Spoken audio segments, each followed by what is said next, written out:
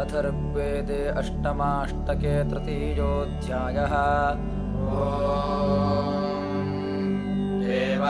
देवानान्नुभयञ्जाना प्रवोचामविपन्यया उक्थेषु शस्यमानेषु यः पश्यादुत्तरे युगे ब्रह्मणस्पतिरेतासम् कर्माण इवाधमत् देवानाम् पूर्व्ये युगे सतः सदजायत देवानाम् युगे प्रथमे सतः सदजायत तदाशा अन्वजायन्त तदुत्तानपदस्परि भूर्जज्ञ उत्तानपदो भुव आशा अजायन्त अदितेर्दक्षो अजायत दक्षाद्वदितिः परि अदितिर्ह्यजनिष्ठदक्षया दुहिता तव तान् देवा अन्वजायन्त भद्रा अमृतबन्धवः यद्ये एवा अधः सलिलेषु संरब्धा अधिष्ठत अत्रा आवो नृत्यतामिव तीव्रो रेणुरपायत यद्ये एवायतयो यथा भुवनान्यविन्वत अत्रा समुद्र आगूढमा सूर्यमजभर्तन अष्टौ पुत्रासो अदितेर्ये जातास्तन्वा अस्परि देवाङ्गुपप्रैत्सप्तभिः परामार्ताण्डमास्यत् सप्तभिः पुत्रैरदितिरुपप्रैत्पूर्व्यं युगम् प्रजायै मृत्यवे त्वत्पुनर्मार्ताण्डमाभरत् जनिष्ठा उग्रः सहसेतुराय मन्द्र ओजिष्ठो बहुलाभिमानः अवर्धन्निन्द्रम् मरुतश्चिरत्रमादाय द्वेरम् दधनद्दनिष्ठा गृहो निषत्ता वृषणीशिदेवैः पुरुषंसेन वा वृधुष्ट इन्द्रम् अभिवृते पदामहापदेन ध्वान्तात् प्रपित्वादुरन्तगर्भाः पृष्वा ते बाधा प्रयज्जिगास्य वर्धन्वानाः उत ये चिरत्रा त्वमिन्द्रसालामृगान् सहस्रमासन्दधिषे अश्विनावृत्याः समनातोर्निरुपयासि यज्ञमाना सत्या सख्याय पक्षि वसाव्यामिन्द्रधारयः सहस्राश्विनाः शूरदतुर्मखानि मन्दमानऋतादुरिः प्रजाते सखिभिरिन्द्र इशिरेभिरर्थम् आभिर्हिमाया उपदस्युमागान्मिहः प्रतम्रा अवपत्तमांसि सनामानाजिद्वसयोऽन्यस्मा अवाहन्निन्द्र उषसो यथा विश्वैरगच्छः सखिभिर्निकामैः साकम् प्रतिष्ठारद्याः जघन्थ त्वञ्जघन्थनमुचिम् मघस्विन्दासम् कृण्वानर्षयेऽपि मायम् त्वञ्जकर्थमनवे स्योनान्मथो देवत्राञ्जसे भजानान् त्वमेतानि पप्रिषेविनामेषान इन्द्रदुरिषेकुभस्तौ अनुत्वा देवाश्रवसामदन्त्युपरिबुद्धान् मलिनश्चकर्थ चक्रम् यदस्याप्स्वानिषत्तमुतो तदस्मै मध्विच्चच्छत्यात् पृथिव्यामतिषितम् यदोधः पयोगोष्पदधा ओषधेषु अश्वादियायेति यद्वदन्त्योजसो जातमुदमन्य एनम् अन्योरियाय हर्म्येषु तस्थौ यतः पजज्ञ इन्द्रो अस्य वेद वयः सुपर्णा उपसेतुरिन्द्रम् प्रियमेधार्षयो नाधमानाः अपध्वान्तमोर्नुहि पूर्तिचक्षुर्मुमुख्या अस्मान्निदयेम बद्धान् वसूनाम् वाचलकृषयक्षम् धिया वा यज्ञैर्वारोदस्योः अर्वन्तो वाजेरयिमन्तः सातौ वनुम् वाजे सुश्रुणम् सुश्रुतोऽथो अव एषामसुरो नक्षतत्याम् श्रवस्यता मनसा निंसदक्षाम् चक्षाणा यत्र सुविदाय देवाद्यौर्नवारेभिः कृणवन्तः स्वैः इयमे एषाममृतानाङ्गे सर्वदा ताये कृपणन्तरत्नम् धियम् च यज्ञम् च साधन्तस्तेनो दान्तुपसव्या अमसामि आदत्त इन्द्राय वः पनन्ताभिय पूर्वम् गोमन्तन्ति कृत्सान् सकृत्स्वा अय्ये पुरुपुत्राम् महीम् सहस्रधाराम् बृहतीन्दुदुक्षन् शचीव इन्द्रमवसे प्रणुद्भमनानदन्तमयन्तम् मृतन्योन् भुक्षणम् मघवानम् स्ववृत्तिम् भर्तायो वज्रन्दर्यम् पुरुक्षो यद्वापानपुरुतमम् पुराषाढावृत्रहेन्द्रो नामान्यप्राः अचेदि प्रासहस्पतिस्तु विश्वान्यदि पुष्पसि कर्तवे करत्तद् वसुव आपो महिमानमुत्तमम् कारुर्वो जाति सदने विवस्पतः प्रसप्त सप्तत्रेधा हि चक्रमुः प्रसृत्परिणामति सिन्धुरोजसा प्रतेरतत्वरुणो जातवे पथः सिन्धो यद्वाजाहम् अभ्यद्रवस्तम् ॐ या अधिप्रवदायासि साधुनायते एषामग्रम् जगदाभिरच्यसि विस्मनो यतते भून्योपर्यनन्तम् शुष्ममुदीर्तिपादुनाः अभ्रादिवप्रस्तनयन्ति पृष्टयः सिन्धुर्यतेति वृषभो नरोरुवत् अभित्वा सिन्धो शिशुमिन्नमातरो वाश्रा अर्षन्ति पयसेवथे नवाः राजे एव युद्धाः नयसित्तमिच्छितो यदा सामग्रम् भवता विनक्षसि इमम् मे गङ्गे यमुने सरस्वतिषु रुद्रिस्तोमम् सजतापरुष्ण्या असिज्ञामरुद्रुधे वितस्तयार्जीकीये शृणुह्यासुषोमया सितासिते सरिते यत्र सङ्गते तत्राप्लुतासोदिमवुत्तरन्ति ये वै एतन्वा अम्बिसृजन्ति धीरास्ते जनासो अमृतत्वम् भजन्ते दृष्टा मया प्रथमं यादवे सजोः सुसत्ताः रसयाः श्वेत्याद्या त्वम् सिन्धो कुभया गोपतीम् कृमम् मे हत्ता सरथय्याभिनीयसे प्रचेत्येते महित्रा परित्रयांसि परते रजांसि अदब्धा सिन्धुरपसाः वपस्तमाश्वानचित्रा वपुषीवदर्शता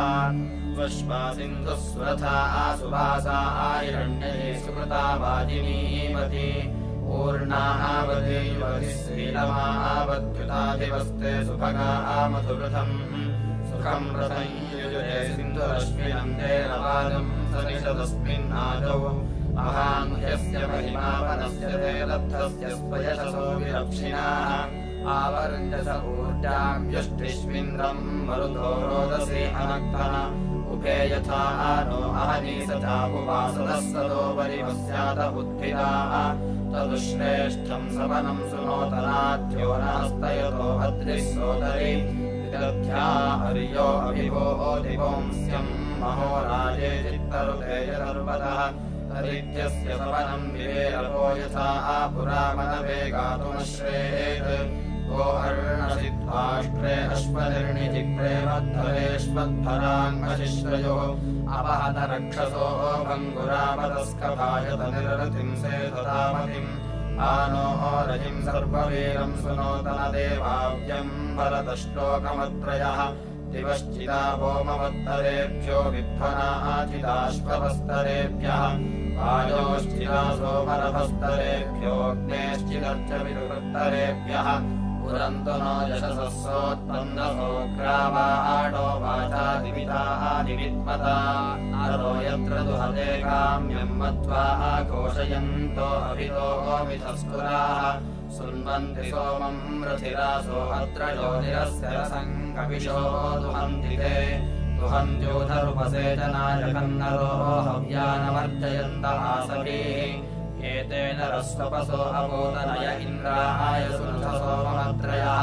वामम् वामम् वो दिव्या यथाम्नेव सुवसुवः पार्थिवाय सुन्दते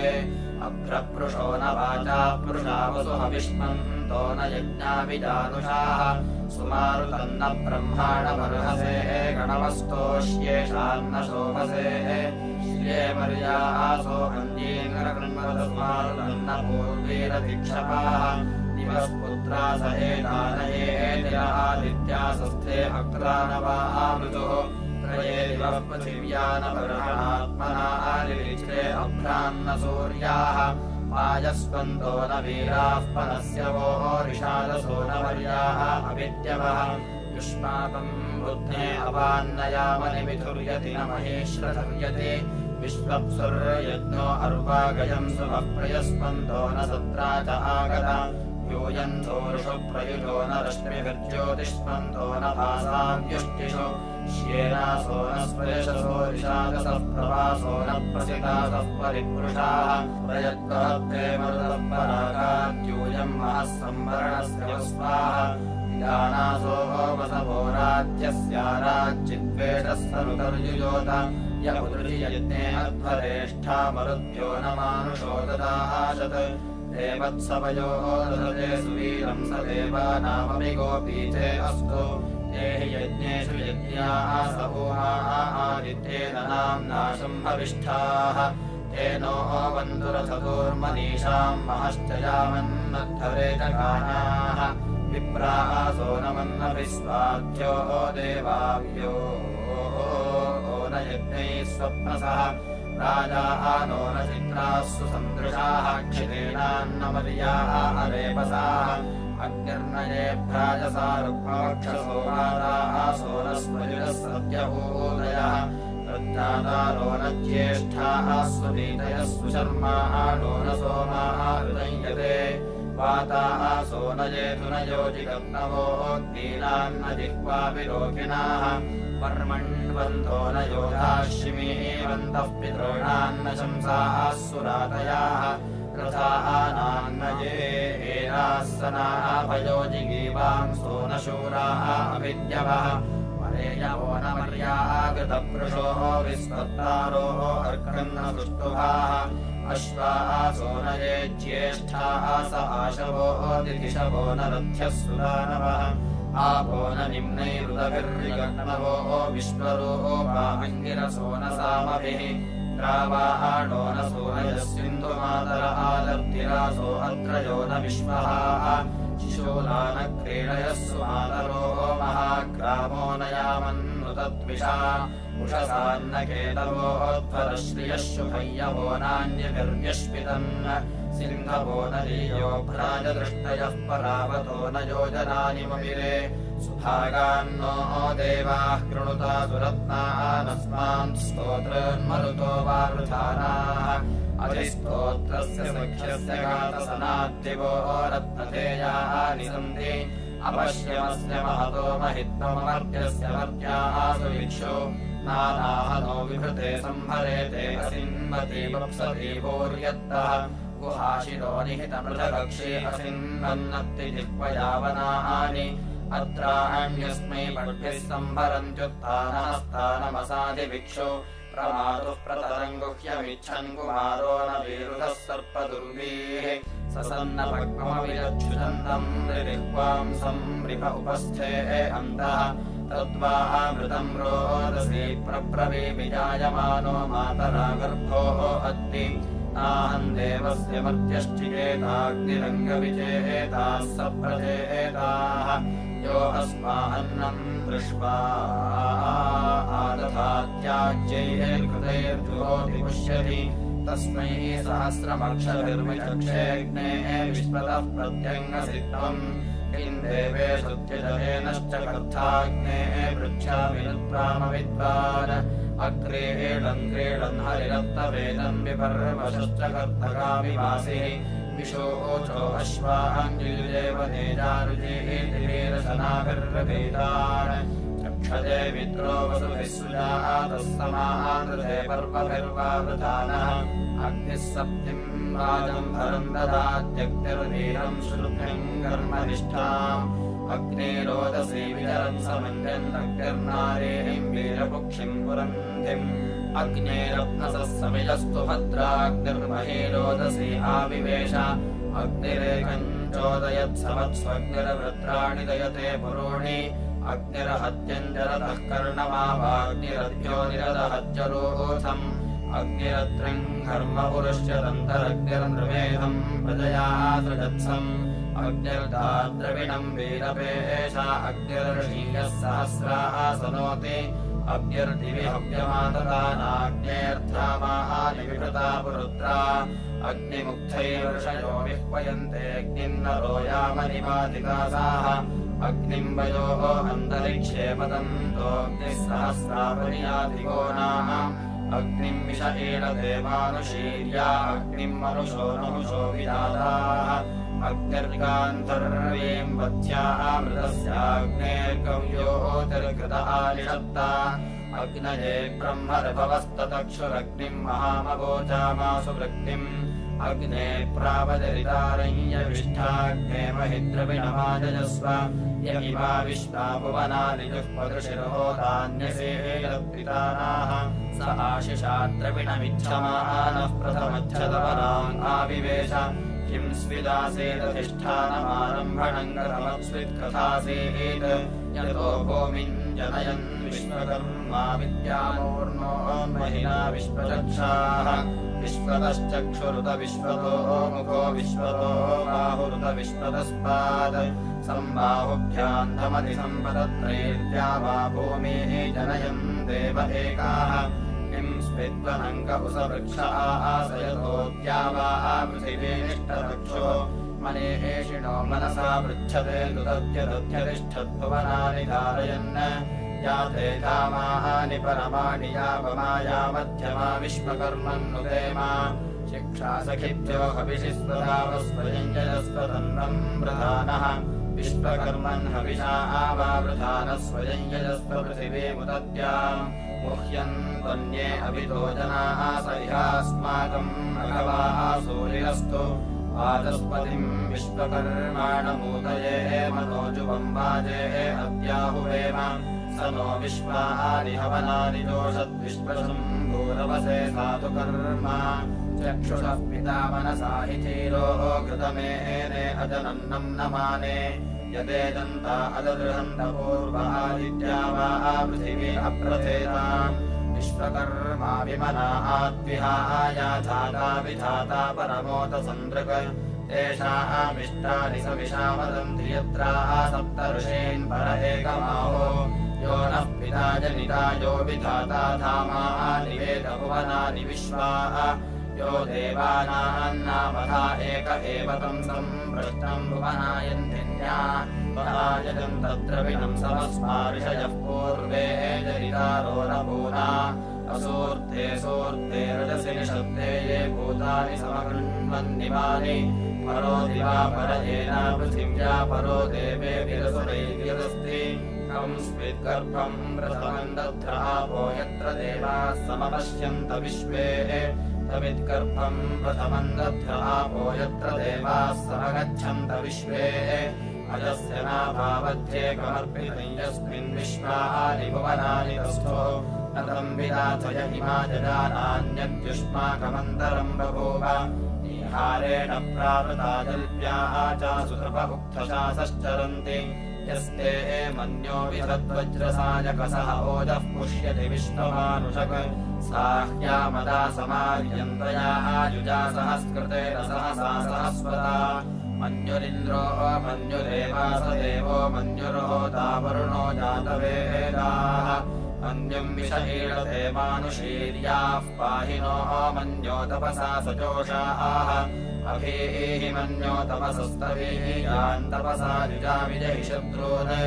अमित्रः वृत्रः दस्युहा च विश्वावसून्यापरात्पन्नाः त्वम् हि मन्यो अभिभोद्योजा स्वयम्भोर्भामोः अभिमातिशाः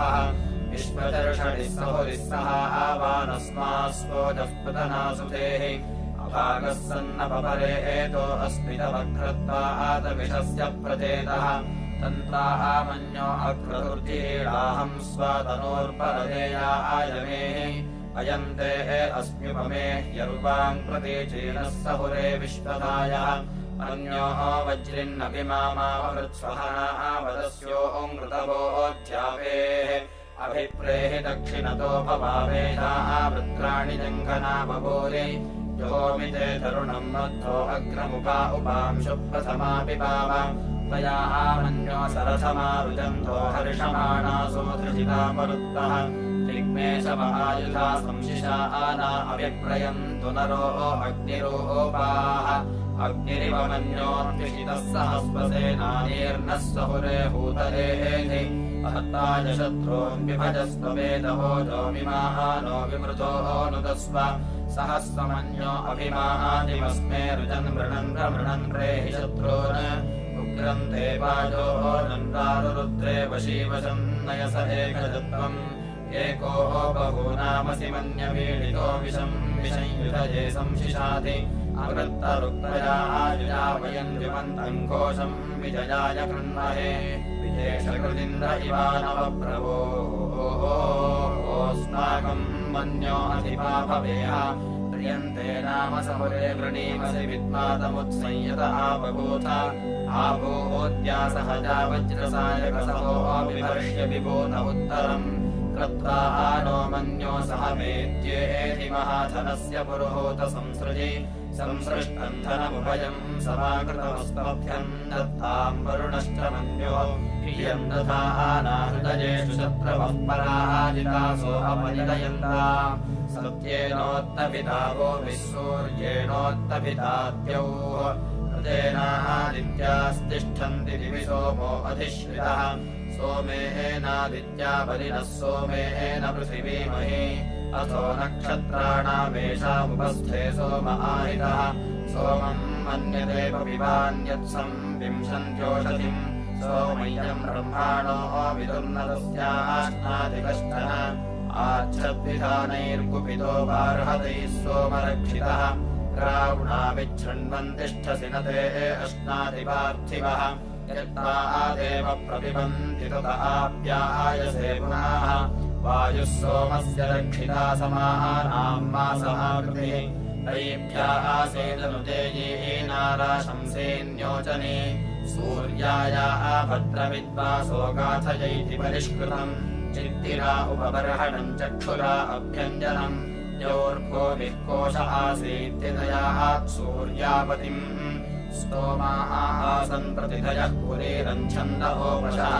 सूर्यायाः अश्विनाः वराग्निराः आसीत् पुरोगवः सोमो वधूरभवदश्विनाः स्तामुभावरा सूर्याय्यत्पत्येशम् सन्तीम् मनसा सविता ददात् मनोः अस्या अन आसीद्यौरा आसीदुदच्छतिः शुक्रावनड्वाः आवास्ताय्यदयात् सूर्यागृहम् सामाभ्यामभीतौ गावौ ते सामनावितः श्रोत्रम् ते चक्रे आस्ताम् निबन्धाश्चराचरः श्रीते चक्रे याज्ञाव्यानो अक्षाहतः मनोः वनस्पयम् सूर्यारोहत्प्रयतिपतिम् सूर्यायाः वहतुः प्रागात् सवितायमवासृजत् अघासु हन्यन्ते गावोऽर्जुन्योः पर्युह्यते हृदश्विना पृच्छमानावयातन्द्रिचक्रेण वहतुम् सूर्यायाः विश्वे देवा अनुतत्त्वामजानन् पुत्रः पितराः ववृणीत पूषा यतयाः तम् शुभस्पते वरेयम् सूर्यामुपा वैकम् चक्रम् वामासीत्पदेष्ट्रायतस्थतुः वेदे चक्रे सूर्ये ब्रह्माणऋतुधाविदुः अथैकम् चक्रम् यद्गुहाततद्धातयिद्विदुः सूर्यायै देवेभ्यो मित्राय वरुणाय च ये भूतस्य प्रथेतस इदम् तेभ्यो करम् नमाः पूर्वापरम् च रतो मायजैतौ शिशौ क्रीडन्तौ पर्यातो अध्वरम् विश्वान्यो भुवनापि चष्टऋतोऽङ्गन्यो विदधज्जायते पुनः नवो नवो भवति जायमानोऽह्नाङ्केतुर्षसाः वेद्यग्रम्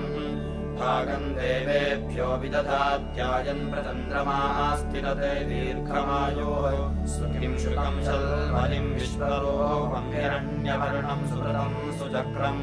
आरोह सूर्ये अमृतस्य लोकम् स्योनम् प्रत्येव हतुम् गृणुष्व त्वदीर्ष्वातः पतिपतीह्येषा विश्वावसुन्दमसा कीर्तिरीडे अन्यामिच्छपि दृशतम् व्यक्ताम् सते भागो जनुषा तस्य विद्धि उदीर्ष्वातो विश्वावसो नमसेणामहे त्वा अन्यामिच्छप्रभर्व्या हंसञ्जायाम् पत्याः सृज अनृक्षरा ऋजवः सन्तु पन्थायेभिः सखाः योयन्ति नो वदेयम् समर्यमासम्भगो नो निनीयात् सञ्जास्पत्यम् सुयममस्तु देवाः प्रत्वा मुञ्चामि वरुणस्य पाशाद्येन त्वावध्नात् सविता सुषेवाः ऋतस्य योनौ सुकृतस्य लोकेरिष्टान् सह पत्याः दधामि प्रेतो मुञ्चामि नामुदः सुबद्धाममुदस्करम् यथेयमिन्द्रमीढ्वः सुपुत्रा सुभगासति ऊषात्वेतो नयतु हस्तगृह्याश्विनाः त्वा प्रवहताम् रथेन गृहान् गच्छ गृहपत्नी यथासो वशिनी त्वम् विदधमावदासि इह प्रियम् प्रजया ते समृध्यतामस्मिन् गृहे गार्हपत्याय जागृहि येनावत्या तन्वा हंसम् सृजस्वाधानिम्रे विदथमावदाथः नीललोहितम् भवति कृत्यासक्तिर्यज्यते एधन्ते अस्याज्ञातयः पतिर्बन्धेषु बध्यते परा देहि चामूल्यम् ब्रह्मभ्यो विभजावसो कृत्यैषा पद्वतीः भूत्याजाया विशते पतिम् अश्लीलातनोर्भवति विशते भावया मुया पतिर्यद्बद्धो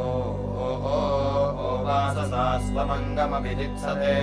ये बद्धश्चन्द्रम् वहतुम् यक्ष्मायन्ति जनादनो पुनस्तान्यज्ञियाः देवानयन्तु यत आगताः